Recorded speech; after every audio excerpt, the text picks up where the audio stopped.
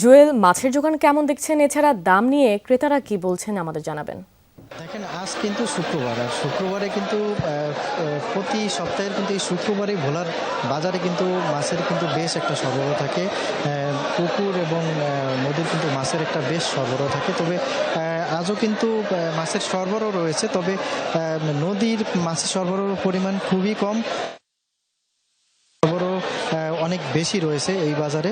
আর নদীর কথা যদি বলি, নদীর মাছ কিন্তু অল্প কয়েকজন বিক্রেতা কিন্তু এখানে নদীর মাছ বিক্রি করতে এসেছেন, এবং তার মধ্যে হাতে গোনা 3 থেকে 4 জন এসেছেন অল্প সংখ্যক ইলিশ বিক্রি করতে। তো এই ইলিশ যে বিক্রি করছেন তাও কিন্তু উচ্চ মূল্যে কিন্তু বিক্রি করছেন, এবং সেই ইলিশ যারা ক্রেতা রয়েছে তারা আসলে এই ঊর্ধ্বগতি দাম থাকার কারণে তারা কিন্তু ক্ষোভ প্রকাশ করেছেন, এবং তারা জানিয়েছেন যে ভোলার এই বাজারে প্রতি শুক্রবারে কিন্তু মাছের বেশ সরবরাহ থাকে এবং দামও কিন্তু কম থাকে। কিন্তু এই সপ্তাহে কিন্তু এসে তারা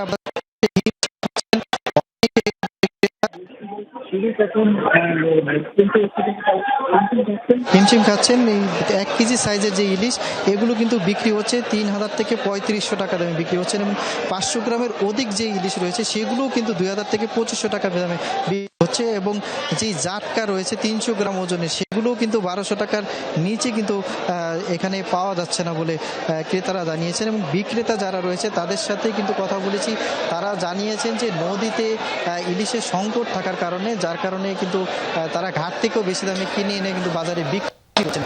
এছাড়াও নদীতে অন্যান্য যদি মাছের কথা বলি, সেগুলোরও কিন্তু সংকট রয়েছে, তবে পুকুর এবং ঘেরের মাছের সরবরাহ বেশি রয়েছে। রুহি। জুয়েল, আপনাকে ধন্যবাদ।